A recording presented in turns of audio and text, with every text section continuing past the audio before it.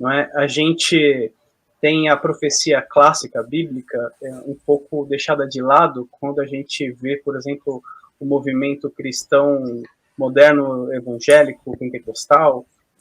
A gente percebe que o pentecostal, de uma forma geral, e o neopentecostal entende o fenômeno de profecia diferente do que acontece na profecia clássica, né? Então, você tem um fenômeno profético hoje visto como o profeta como alguém que necessariamente vai prever o futuro, né? Alguém que necessariamente vai falar sobre a sorte de uma pessoa, a sorte da igreja, né? E quando a gente olha para os profetas clássicos, a gente não vê isso, né? Pelo contrário, a gente vê uma postura um tanto quanto conservadora do profeta com relação à história e com relação à aliança.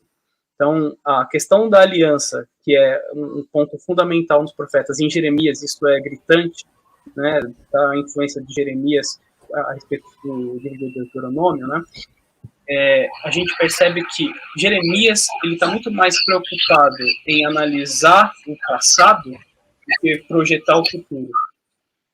Né? O futuro que Jeremias projeta é um futuro condicional.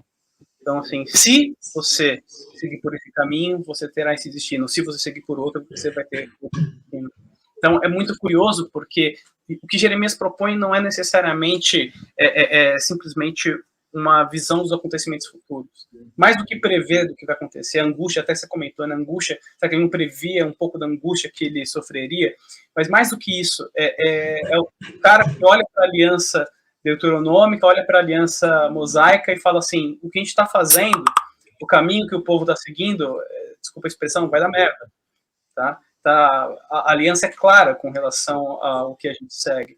E o papel do profeta, nesse caso, é um papel conservador. É um papel de falar, olha, vamos olhar para o passado para a gente conseguir olhar para o presente e só assim projetar o futuro. Entende? Então, quando você traz isso para nossos tempos atuais, isso vai em total contradição, porque as pessoas elas esperam, na verdade, da profecia bíblica, uma visão do que vai acontecer com o povo, o que vai acontecer com a nação. E o profeta clássico fala, não, eu não tenho que dizer o que vai acontecer, eu tenho que dizer o que vocês estão fazendo com relação à aliança. O meu papel é muito mais de guardião da aliança, né, e de preservar o que foi estipulado com Deus, do que de fato dizer para vocês o que vai ser ou deixará de ser, né? Em vários momentos, o livro de Jeremias deixa claro, por exemplo, quando o povo que está no Egito, que foi para o Egito, né, saiu e foi exilado para o Egito, estava falando para Jeremias, fala o que é necessário que a gente faz essa aliança com Deus, né? A gente retoma essa aliança, né? E você vê que, na verdade, o povo não quer isso. O povo, ele quer garantir o futuro, sabe? Eles não querem, de alguma maneira, voltar a restabelecer os acordos do passado. Não é isso que eles querem. E, para fechar, tem um ponto que é fundamental em Jeremias, que você comentou também, que é a questão da religião oficial, né? No período de Jeremias, a gente vê também isso em Isaías, existia o mito de que Jerusalém e o templo era inviolável, né? De que se lá é a cidade onde está o templo que Deus habita, obviamente esse local ele está protegido por Deus e ele não vai ser de alguma forma violado. O inimigo não alcançará o templo, não alcançará Jerusalém, né? Essa visão de que Deus está conosco e nada de mal vai acontecer com a gente é a visão que a religião oficial oferece e é a visão que as pessoas normalmente querem ouvir, né? A gente vê isso muito hoje na pandemia, né? As pessoas, elas querem ouvir, se Deus está comigo, nada de mal vai acontecer comigo, né? Nada de mal vai acontecer comigo, só que elas esquecem os termos da aliança, né? E os termos da aliança são condicionais, os termos da aliança, eles são claros. Se você for por esse caminho, você vai ter prosperidade, se você for por esse, você vai ter desgraça, exílio, fome, morte, guerra. E quando o profeta ele traz essa realidade de que, cara, Deus não vai proteger você de tudo. O templo não é inviolável. O lugar onde supostamente Deus habita está sujeito à destruição. Então, é uma coisa que deixa as pessoas sem chão. E isso a religião moderna e a religião oficial não está preparada para ouvir. Na linha do que o Carlos tinha mostrado, sim, né? Acho que Jeremias... e isso é um bom sinal de um bom profeta, né? Ele se identifica inclusive em termos de sentimento.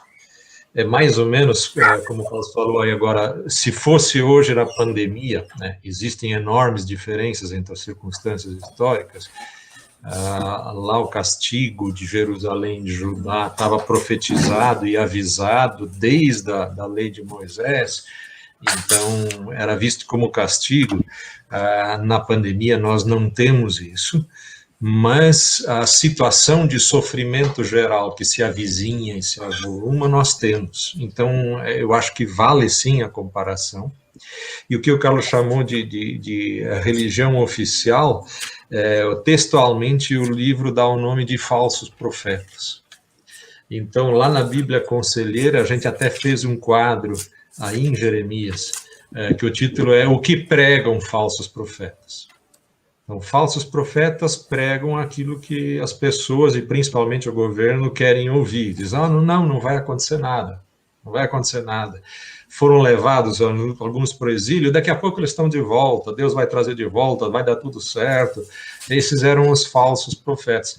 Por isso, como você tinha comentado, Jeremias conseguiu juntar a oposição de todo mundo, porque o que ele falava não era o que a pessoa queria ouvir.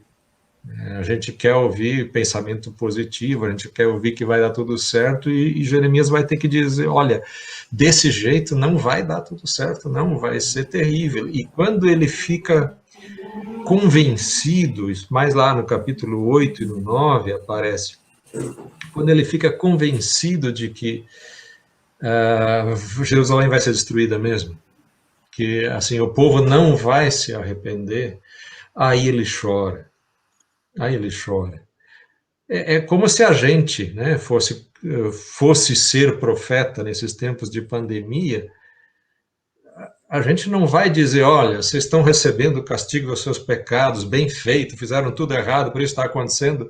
Não, é gente que a gente conhece, é gente como a gente, que vai estar morrendo, que está sofrendo, tantos inocentes e tudo mais, é de chorar. É verdade que são consequências de erros e tudo mais, mas é muito triste. Então, sim, eu creio que ele encarna esses sofrimentos de Deus. Deus não está feliz com essa mortandade que a gente está passando agora de jeito nenhum. E chora porque nós participamos disso, né, de tantas formas.